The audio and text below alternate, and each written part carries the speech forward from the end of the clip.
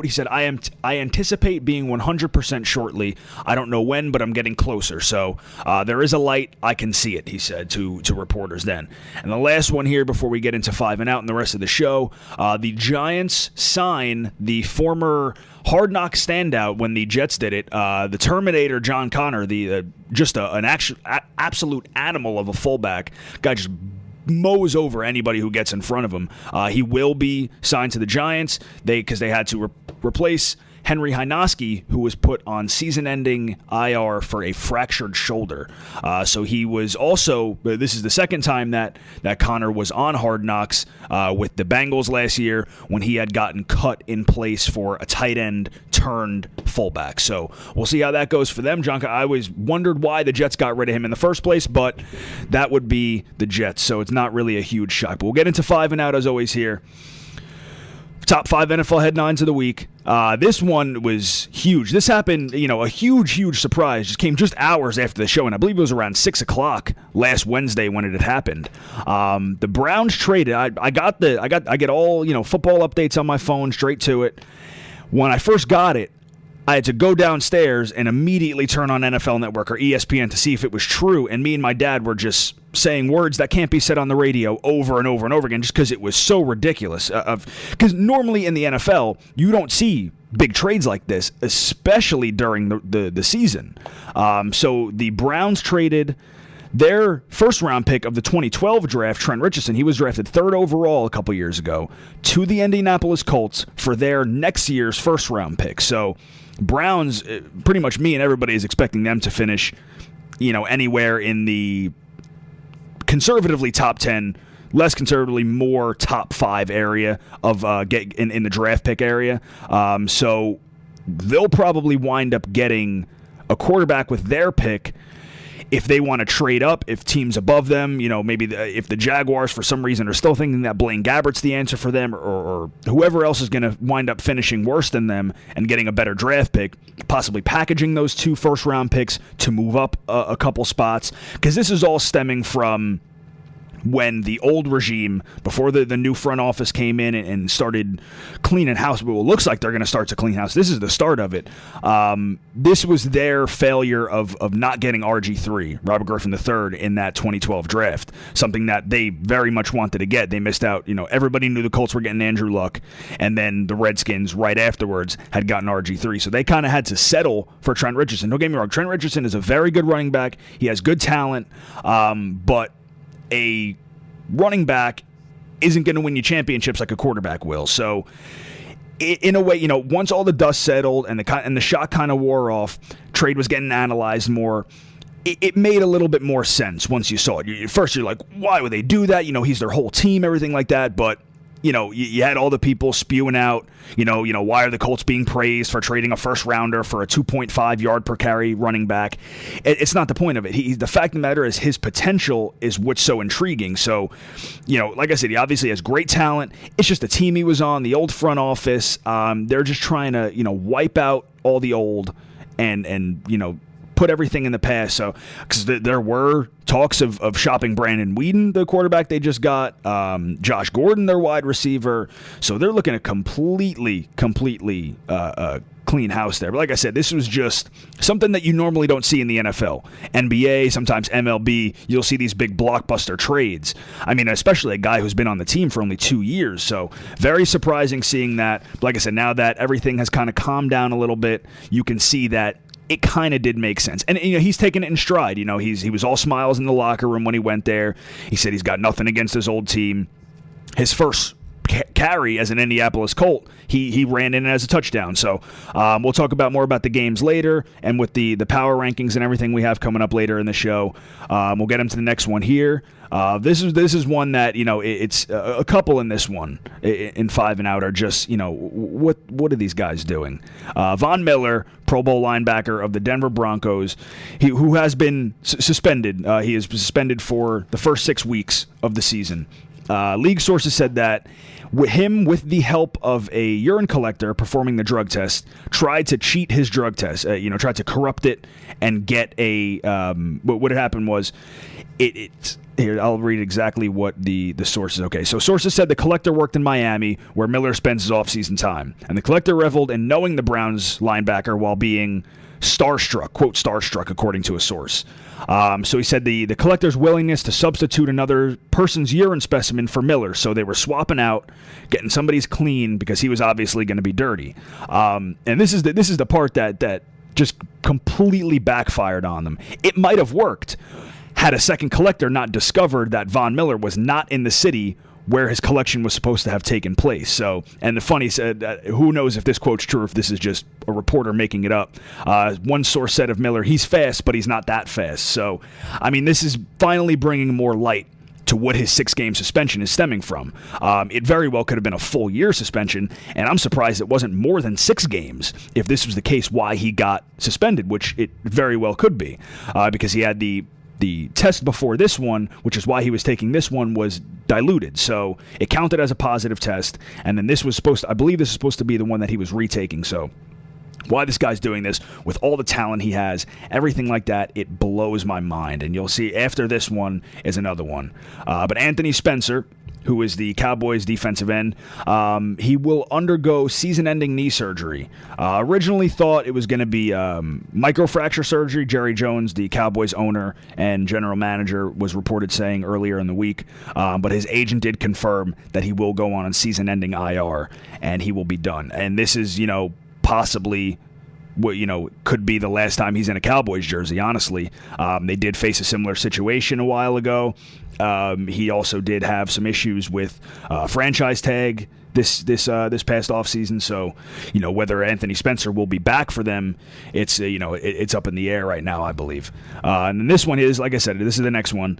49ers linebacker Aldon Smith has been arrested again in his short career, only been here since the 2011 draft. On Friday, he was released from jail after his truck had apparently hit a tree.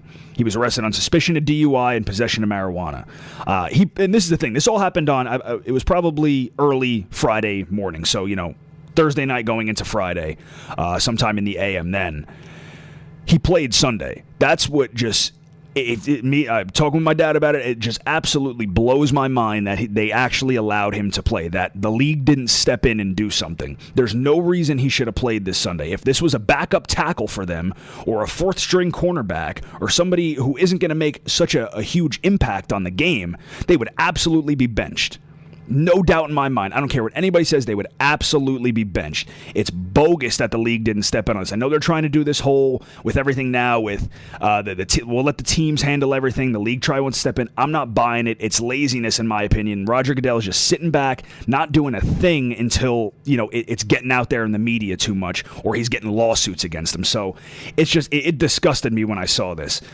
He will be going to and after the game, the 49ers GM had said that he will be undergoing treatment, and the sources are saying that he could be out up to a month. So, it's all a matter of what's true and what's not right now. There's no solid timetable on his return, but Adam Schefter, ESPN insider, is saying that he could be out at least a month. But they're saying that his health is number one, because this isn't the first time that he's had some issues in the offseason. His other offseason problems and arrest, January 2012, he was arrested on suspicion of DUI in Miami. June of 2012, he was actually stabbed at a party in his house. And September of this year, he was named in a lawsuit by a man who said he was shot during a party at his house. So he's really got to calm himself down. Was he only 23 years old? Turning 24 today, I believe. So, if he obviously you saw his stats last year, great NFL player. He's one of the highest in he was right below J.J. Watt in sacks. So he's got to get his life on the right track if he wants to continue to be a player in this league. Because I think if he is convicted, which he most likely will be, it's an automatic 2-game suspension for the multiple violations of the league substance abuse policy. So it's just something that I hate talking about, because these guys are handed this golden opportunity. I say it over and over again whenever I talk about these stories, but it's the truth. They're handing these golden opportunities, and they're making nothing of it. So this is the last one here in 5 and Out. Nate Burleson, wide receiver of the Detroit Lions, while driving home with some pizzas actually the other day, one started to fall off his seat. he went to go, adjust it, went to go grab it so it didn't fall off. He must have started to swerve, tried to correct it, and slammed into the median. Burleson broke his arm in 2 places. Head coach Jim Schwartz said they will not place him on IR to return, and that he will return some point in the season. Alcohol was not involved in this, the authorities already said, so this was just a kind of a freak accident. Took his eyes off the road, and he paid a little bit for it. But coming off of that 100-yard game he just had, it's going to hurt. It's definitely going to hurt. They're going to miss him. Calvin Johnson, having him do this great 100-yard game was going to take a little bit off of Calvin Johnson they won't key on him so much. So now you're going to see a lot more double teams thrown his way. So who knows how long he's going to be out. As more updates come in, of course, I will let you guys know. We're going to take a quick break here. We will get back into it with the games to watch this week. We got power rankings coming up. Like I said, if you looked on Twitter and Facebook and everything like that, we do have a most ridiculous story, and this one it's tops. It's one of the best. One of these weeks when we get to, I guess somewhat of a milestone week here, maybe, the 20th show or something like that, 25th show, whatever, we'll do the best of the most ridiculous stories. And this one, it's already top 3 guaranteed because this is just too much. But we'll be back in about 4 minutes. All right, welcome back, everybody, here to Intentional Grounding. I'm your host, Pat Grothier. We'll get back into it here. We got games to watch this week. So all the local market games. We got the Jets versus the Tennessee. It's the battle of the 2-1s. Up next is the Baltimore Ravens versus the Bills. And then we got the 0-3 Giants facing the 3-0 Chiefs. And then we'll round that out with the Philadelphia Eagles facing the 3-0 Broncos. This is the international snoozer. I saw something on Twitter the other day that kind of made me laugh a little bit. A little jab at England. They said, hey, England, remember when you burned down our White House in 1814? Enjoy the 0-3 Steelers versus the 0-3 Vikings next week. We got the couple byes this week, the Packers and the Panthers. This is going to be a tough division game. We got the Chicago Bears versus the Detroit Lions. And this is the prove yourself game. You got the Giants at 0-3 facing the 3-0 Kansas City Chiefs. So it's prove yourself for both of the teams, really. Giants got to pull themselves out of this hole, and Casey's got to continue to impress a little bit. And then these are my two. I can't wait to see these two. Yeah, Sunday night you got the Patriots versus the 1-2 Falcons, surprising there. And then the battle of the 3-0s with the Dolphins versus the Saints on Monday night. So going to be a very, very interesting weekend. I can't wait for it. We got Thursday night game tomorrow, so it's going to be very good. This is like I said, this is one of the best, most ridiculous NFL stories. Jacoby Jones of the Baltimore Ravens, wide receiver over there. He's been hurt since the season opener. He had a rehab in the knee injury. Involved in a brawl on a party bus early Monday morning, and he was hurt when he was hit over the head by a stripper wielding a champagne bottle. So, like I said, one of the most ridiculous ones of the year. Probably, it's up there with the college linebacker barking at the police dog. This one was just hysterical when I saw it at work. I couldn't stop laughing. So definitely, like I said, one of the best of the year so far. We'll get into the power rankings, the main talk here. I posted it up on Twitter, and I think it went to the Facebook too. Let's see. Nope, can't do it on there. But we'll get back into here with the power rankings. 1 and 2 stayed the same. You got the Broncos up at 1 again. I mean, just Peyton Manning alone is what's keeping them at number 1. I think Seahawks got a great defense, but just the absolute spankings that he is putting on these teams really solidifies that number 1 spot. If you remember months ago when I did the Super Bowl predictions and everything, I had these two teams, so you never know with them. It really could be right on that one. Number 2, like I said, the Seahawks, like the Broncos, they were expected to blow out. Broncos faced the Raiders, the Seahawks faced the Jaguars, so they were expected to blow out this team. But the defense is staying strong. They haven't missed a beat with Bruce Irving being suspended. They just got a really scary defense. This was a lot of jumps in the rankings, too, and the top 10 was mixed up a little bit from last week. So number 3, we got the Saints. I really believe that, they're going back to their Super Bowl form. They got Coach Payton back. Rob Ryan, who was surprisingly let go from the Cowboys, is now the defensive coordinator there. Breeze can really bring them great places, and I think he will. Number 4, it's pretty much a tie between these two. 3 and 4, I think it's hard to rank one over the other. The Chicago Bears coming in. They jumped up 5 spots. Just the absolute dominance they displayed in Monday night's victory, basically tied them for the third. An amazing job on both sides of the ball, but Cutler is looking very comfortable with his new head coach, Mark Trestman. Number 5, you got the New England Patriots. They jumped up 3 spots. Gronkowski didn't come back. He was 50-50.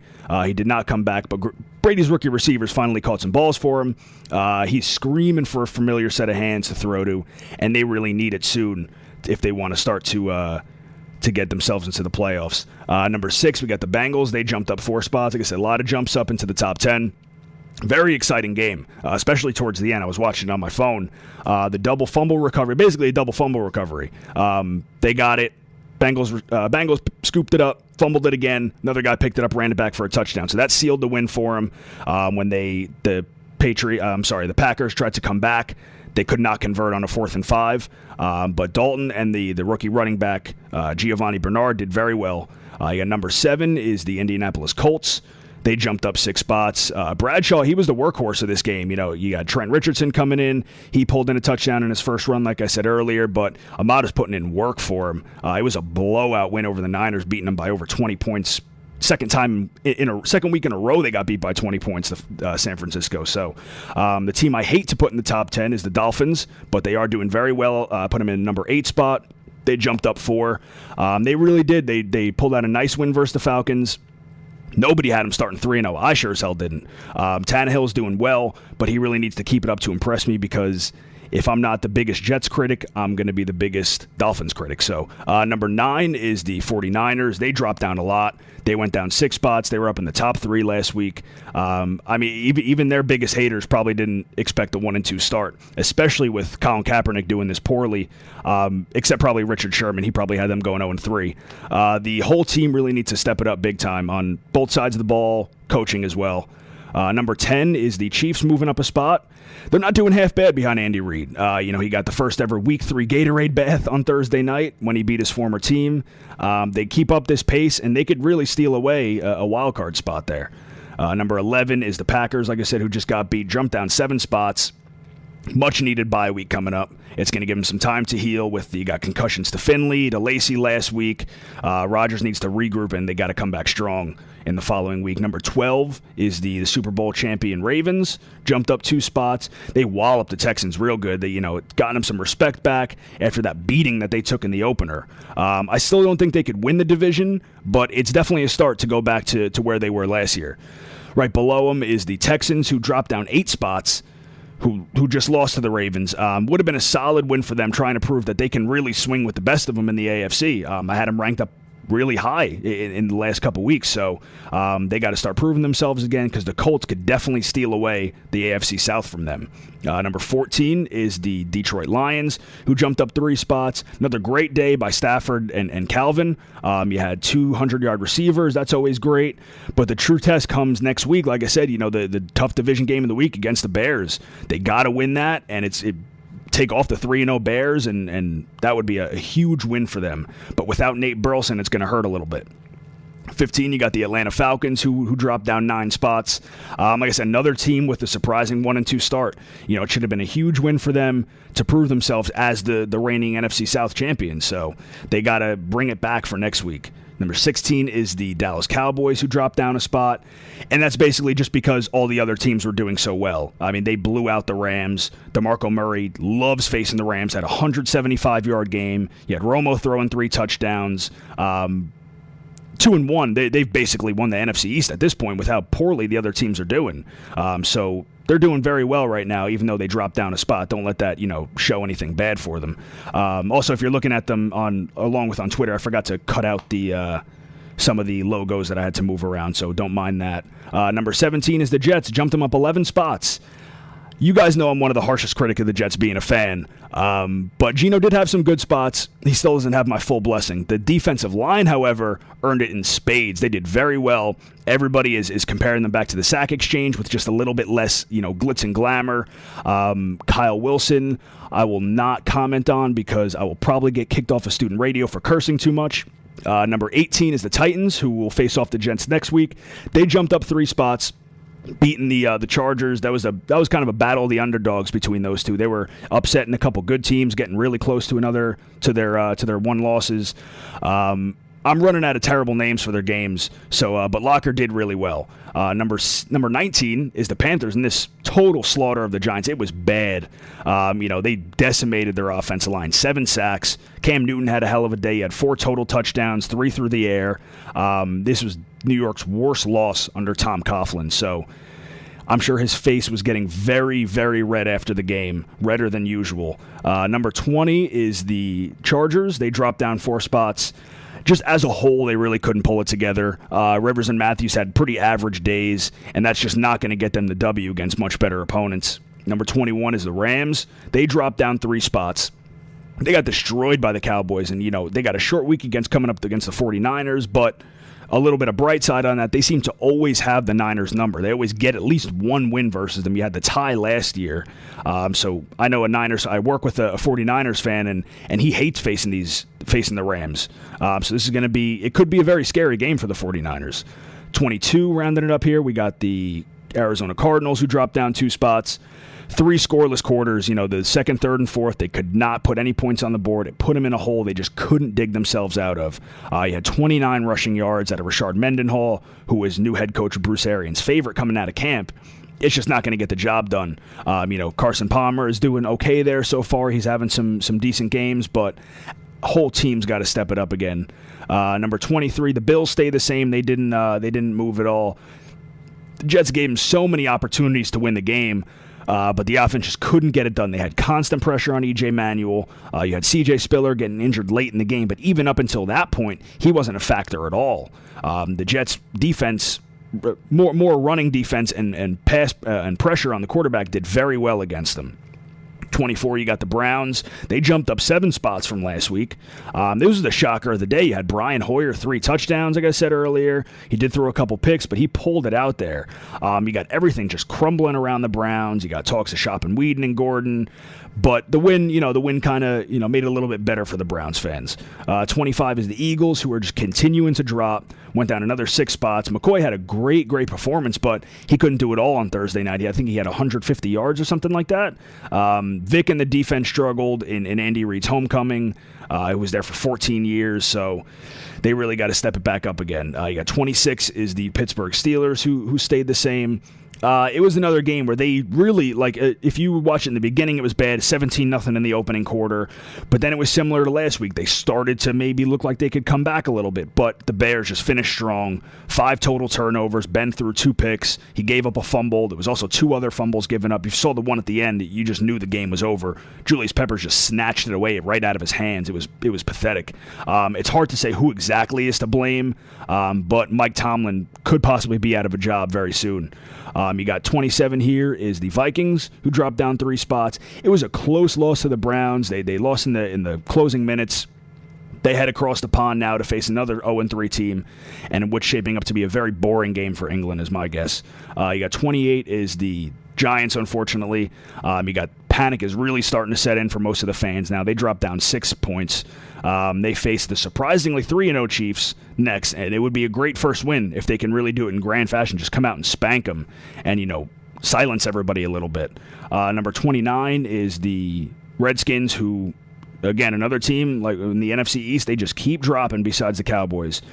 Defense crumbled again when they just couldn't hold off the Lions rally. RG3 can't be the only one to blame. But there's no way in hell he should be throwing 50 passes a game. There's no way that should be happening. I understand everybody keeps using the excuse of, they're down late in the game. Earlier in the game, get him on his horse, get him running. There's no reason that 50 passes at the end of the game for RG3. You got 30 with the Oakland Raiders. They dropped down a spot. Terrell Pryor had a few decent passes in Monday night's game against, Broncos secondary was getting a little bit beat up towards the end. McFadden had a touchdown pass, which was pretty funny to see. He had also, when he went to college, he had thrown a lot of passes. You don't see many defenses stopping Peyton this offseason, but especially the Raiders. I mean, it was a whooping, but I just continued to watch it just because Peyton is just such an amazing quarterback to watch, and the offense is so explosive. Number 31 is the Buccaneers, dropping another spot. It just keeps getting worse for them. You're getting blown out by the Pats. Only scored a field goal in the opening quarter. Are we bringing back the creamsicles at this point? Because it's getting really bad for them. Number 32, I'm running out of witty things to say about the Jaguars. They finally scored a touchdown. Cecil Shorts had a big statistical day, but they still got steamrolled by the Seahawks. So it's going to be rough for the rest of the season for them. Didn't have a lot left for the show, so most of the shows I've been doing the last couple weeks have been about 30 minutes, so I got to get back into my hour groove again. But next week, I promise it will be longer. Stay tuned next. We do have a new guy coming into the new duo coming into student radio who's going to be doing a sports show, so stay tuned for them as well, and we will see you all next week.